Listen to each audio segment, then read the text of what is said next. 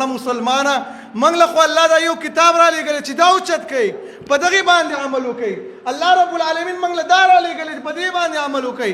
د دې لپاره دوستي وکوئ رب العالمین موږ ته وایي او موږ راولګو موږ وایي یاره د کرکټ دپاره دوستي او دشمني پکار ده. مسلمانه زموږ غیرت کم ځي له لاړو. موږ پښتانه نه دی په کرکټ باندې د یو بل سره دشمني او دوستي کوي. خپلو کې به یو بل سره ورورولي او دوستي به وي، خو چې کله د کرکټ وخت راشي که نه بیا د یو بل دشمنان وګرځېږي. په څه باندې؟ کرکټ باندې. دا مغربي هغه چې کوم فکر دی مونږ ته یې راواستلو چې دا مسلمانان موږ څنګه دشمنان کوه، موږ په دغه وجه باندې بیا یو بل سره دشمني کوه. هلکه دا کرکټ څه شی دی؟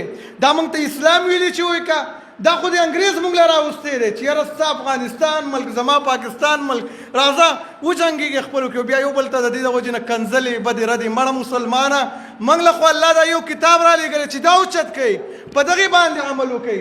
الله رب العالمین موږ له دا را لېږلی چې په دې باندې عمل وکوئ. د دې لپاره دوستي وکوئ رب العالمین موږ ته وایي او موږ راولګو موږ وایي یاره د کرکټ دپاره دوستي او دشمني پکار ده. مسلمانه زموږ غیرت کم ځي له لاړو، زمونږ هغه درد کم ځي له لاړو.